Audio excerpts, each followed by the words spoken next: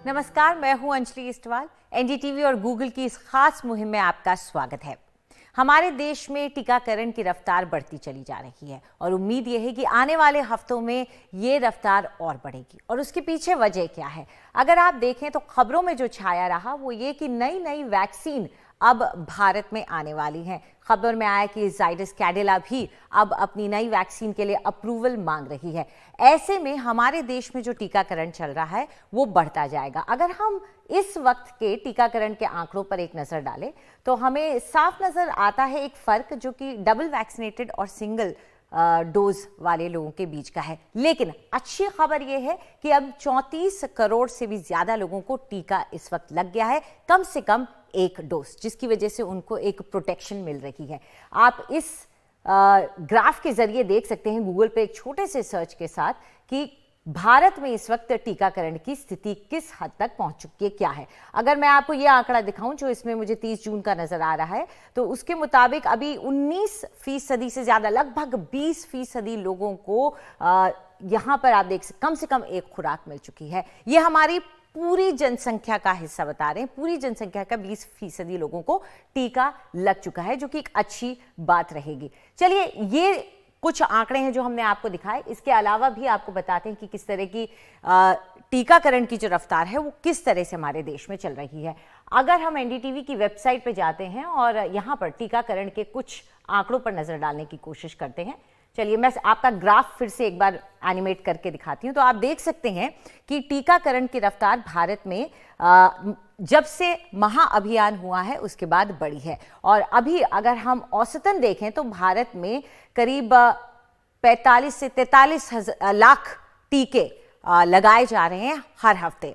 और ये पहले जो टीकाकरण कार्यक्रम चल रहा था उसके बाद एक बड़ा उछाल आया है, जो कि हमने देखा है कि महाअभियान के साथ इसकी शुरुआत की गई है। और ये उम्मीद ये है कि जैसे जैसे वक्त गुजरेगा उसके बाद ये टीकाकरण और बढ़ेगा, क्योंकि नई वैक्सीन, चाहे वो जाइडस कैडिला की हो या मॉडर्ना हो, जिसको आयात की अनुमति मिल चुकी है सिप्ला के जरिए, अगर वो भारत आती हैं तो हमारे पास न सिर्फ वैक्सीन लगाने के लिए ऑप्शन ज्यादा होंगे बल्कि डोजेस भी बढ़ती जाएंगे। चलिए एक नजर डालते हैं कि भारत की स्थिति इस वक्त कैसी है टीकाकरण को लेते हुए दूसरे देशों की तुलना में। तो ये आप देख सकते हैं, अगर पूरी दुनिया में जो वैक्सीनेशन चल रहा है उसके आंकड़ों का एक तुलनात्मक ग्राफ बना है, तो उसमें हमें पता चलता है कि चाइना अभी चीन सबसे आगे है, लेकिन भारत ने अमेरिका, जिससे वो पिछले हफ्ते पीछे था, उसको पछाड़ते हुए आगे बढ़ गया। 34 करोड़ टीकाकरण के साथ, टीके लगाने के साथ भारत अब अमेरिका के आगे है, जहां पे करीब 32.5 करोड़ ही टीके लगे हैं। अब हमारा अगला गोल चीन की रफ्तार को पकड़ना होगा। तो उम्मीद ये करते हैं कि भारत में जल्द ही टीकाकरण कार्यक्रम को और बल मिलेगा, जब नई डोजेस आएंगी, नई वैक्सीनेशन आएगी और इसके साथ ही भारत नंबर 1 पर पहुंचेगा।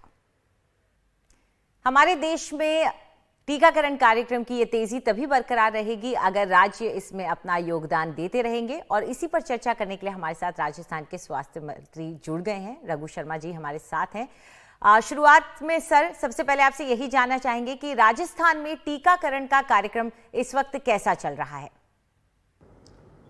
देखिए, टीकाकरण तो जब 50 लाख किसी राज्य ने अचीव किया टारगेट 50 लाख डोजेज लगाने का, तो राजस्थान पहला राज्य था।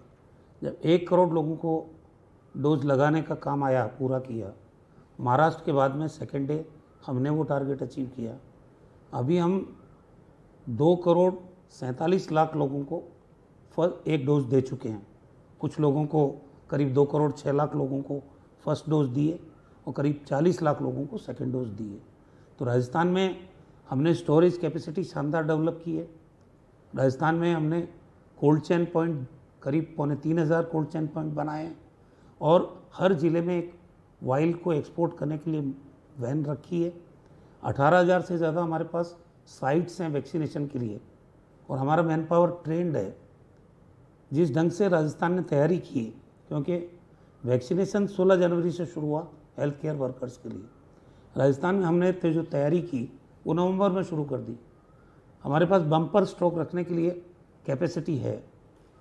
सवाल ये है कि जितना वैक्सीन हमको मिलता है, हमारी कैपेसिटी है 15 लाख लोगों को पर डे वैक्सीनेट करने की। इस बीच में जो वैक्सीनेशन हमने किया वो भी करीब 100 करोड़ 102 करोड़ रुपए एडवांस दिए हमने भारत बायोटेक और सीरम इंस्टीट्यूट को, और उनसे हमने 30 लाख से ज़्यादा डोजेस प्राप्त की और उन लोगों को लगाया।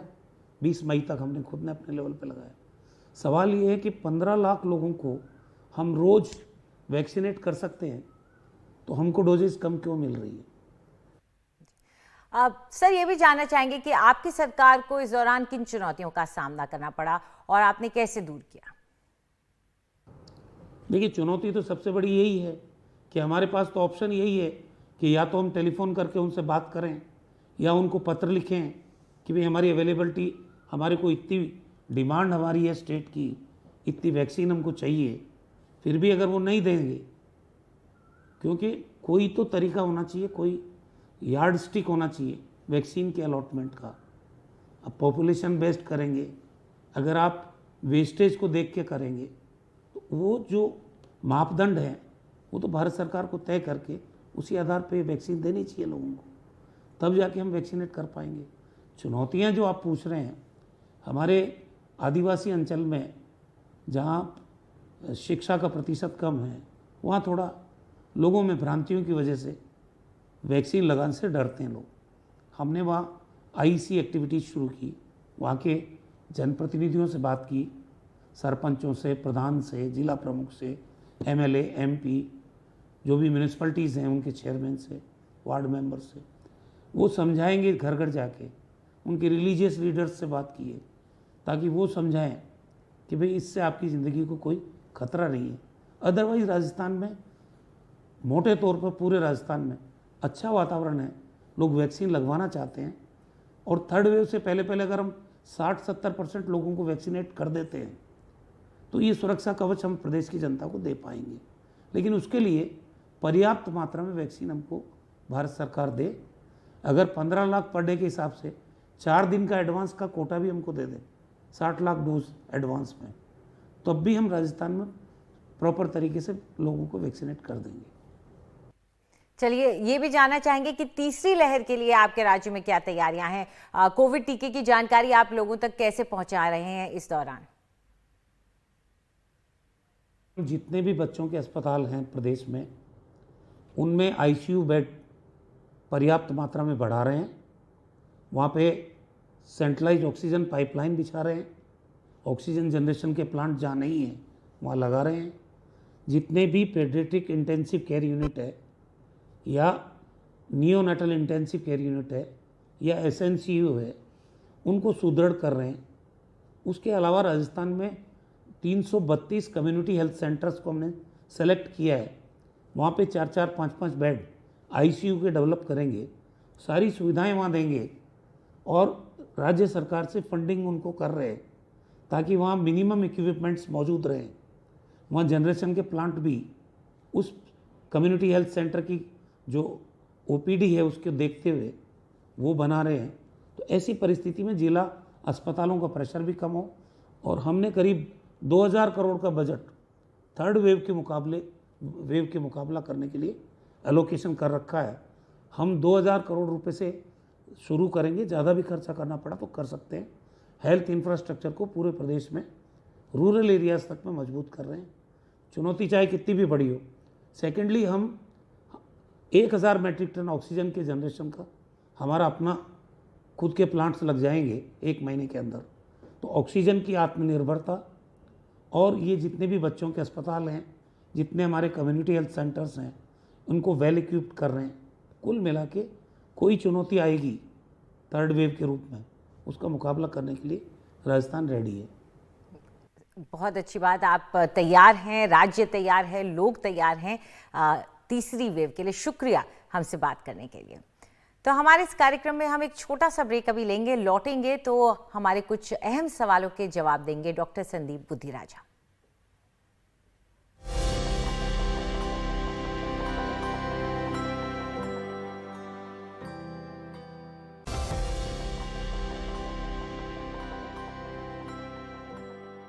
एनडीटीवी और गूगल की इस खास मुहिम में आपका एक बार फिर से स्वागत है। और अब हमारे सवालों के जवाब देने के लिए हमारे साथ डॉक्टर संदीप बुद्धिराजा जुड़ गए हैं, जो कि ग्रुप मेडिकल डायरेक्टर हैं मैक्स हेल्थ केयर के। हमसे बात करने के लिए शुक्रिया डॉक्टर बुद्धिराजा। सबसे पहले तो यही जानना चाहेंगे कि जो नई स्टडीज आई हैं वो डेल्टा वेरिएंट के खिलाफ कोविड टीके के असर के बारे में क्या कह रही हैं?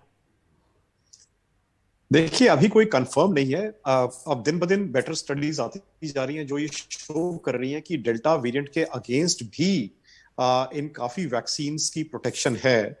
और हमारी जो इंडियन वैक्सीन्स हैं, चाहे वो कोवैक्सिन हो चाहे कोविशील्ड हो, उसका भी काफी हद तक डेल्टा स्ट्रेन पे पॉजिटिव इफेक्ट है। अब ये हमें जरूर समझना है कि कोई भी ऐसी वैक्सीन नहीं है जिसको हम कहें कि भी 100% एफिकेसी है।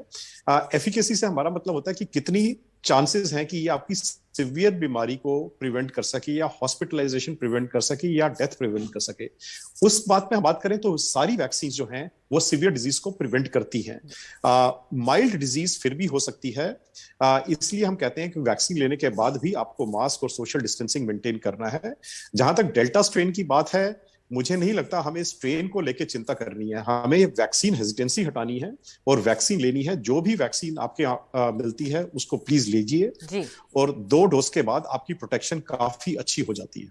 बिल्कुल डॉक्टर, अगर डोजेस की क्योंकि हम बात कर रहे हैं, क्या एक डोज लेने के बाद जो सुरक्षा मिलती है वो सफिशिएंट हो सकती है? और साथ ही में वैक्सीन लगाने के बाद क्या सावधानी बरतनी चाहिए? देखिए, वैक्सीन एक डोज के बाद कुछ प्रोटेक्शन मिलती है और वो सेकंड डोज लेने के बाद प्रोटेक्शन बढ़ जाती है। वो एक बूस्टिंग इफेक्ट आता है। तो जो हमारी इंडिया में स्ट्रेटेजी है, आई थिंक वो बिल्कुल सही है कि पहले हमें एक स्टेज ऐसी लानी है कि ज्यादा से ज्यादा पॉपुलेशन हमारी एक वैक्सीन की डोज ले ले। और कुछ स्टडीज ऐसी आई हैं जिन्होंने शो किया है कि अगर 2 वैक्सीन के बीच में डोजिंग को बढ़ा दिया जाए, इंटरवल को बढ़ा दिया जाए, तो वो एफिकेसी, उसकी प्रोटेक्शन बढ़ जाती है। तो ये दोनों एक बहुत ही पॉजिटिव न्यूज है। तो आई थिंक जो अब हम कह रहे हैं कि 20% हमारी इंडियन पॉपुलेशन जो है 34 करोड़ पॉपुलेशन वैक्सीनेट हो गई है एक डोज से, आई थिंक इनको कुछ प्रोटेक्शन डेफिनेटली मिली है, रादर देन कोई भी डोज ना लें। और जैसे जैसे इनको अब दूसरी डोज मिलेगी, प्रोटेक्शन का रेट बढ़ता जाएगा। तो हमें अपनी तरफ से जितने लोगों को हम वैक्सीनेट करवा सकें वो करवाना है। एक डोज अभी जरूर लीजिए, और फिर जैसे अब सरकार ने 3 महीने का 3.5 महीने का इंटरवल रखा है, गैप रखा है, उसके बाद अपनी सेकेंड डोज भी लीजिए।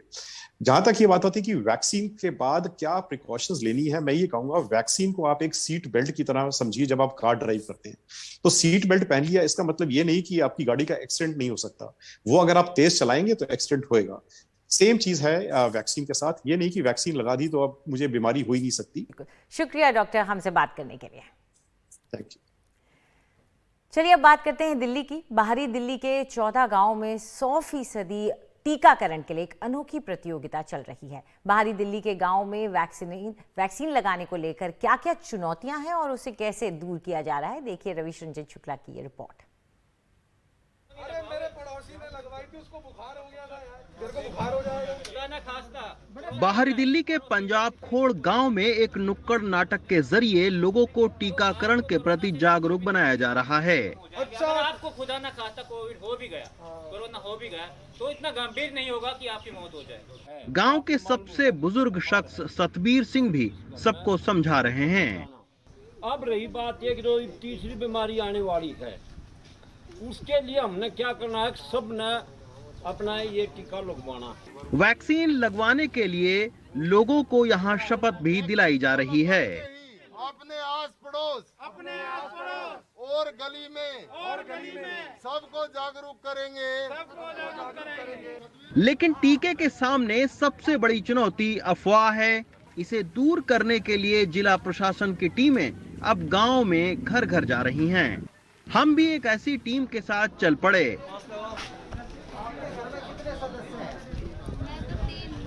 अच्छा, 18 साल से ऊपर के कितने हैं?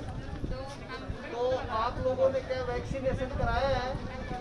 ये गांव के लोगों को वैक्सीन लगवाने के लिए राजी कर रही हैं, लेकिन जितने लोग उतनी ही तरह की अफवाहें। कुछ सुना ही पड़ा है क्या, हिचकिचाहट के इस बात को लेकर? कुछ सुना है आपने क्या कि वैक्सीन लगवाने से ये होता है वो होता है, इसी वजह से नहीं लगवाया? हाँ, थोड़ा भाई को खत्म हो गया, वो हो गया, ऐसे डर के मारे नहीं लगवाया। टीम के साथ वैक्सीन लगवा चुके कुछ ग्रामीण भी हैं, ताकि लोगों का भ्रम दूर हो सके। प्रशासन अब ये भी सर्वे कर रहा है कि कंझावला तहसील के 14 गांवों में कितने फीसदी लोगों को वैक्सीन लग चुके हैं। प्रशासन का इरादा है इन गांवों में स्थानीय लोगों की मदद से 1 महीने के भीतर 100% टीकाकरण का एनकरेज करने के लिए हमने यहाँ पे एक कोरोना मुक्त गांव अभियान शुरू करा है। इसके तहत हमने 14 गांव सेलेक्ट करे हैं जिनका हम कंपटीशन करवा रहे हैं कि जिस भी गांव में मैक्सिमम वैक्सीनेशन होता है प्रोपोर्शन के हिसाब से कि पूरी आबादी में से कितने एलिजिबल 18+ पॉपुलेशन का वैक्सीनेशन हुआ है, तो इस गांव को कट ऑफ डेट हमने रखी है 31 जुलाई की and at the end of the cut off date वो गांव को विजेता घोषित किया जाएगा और उसी गांव को यहाँ पे फेलिसिटेट किया जाएगा, सम्मानित किया जाएगा प्रशासन के द्वारा और गांव की इस अचीवमेंट को बताते हुए एक बोर्ड लगवाया जाएगा गांव के बाहर।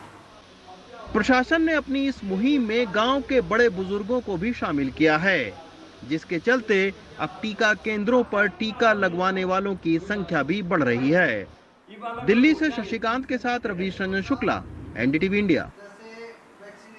तो भारत के इस टीकाकरण को रफ्तार देने के लिए, योगदान देने के लिए हमारा भी फर्ज बनता है। आपको मौका मिले तो अपना टीका जरूर लगवाएं।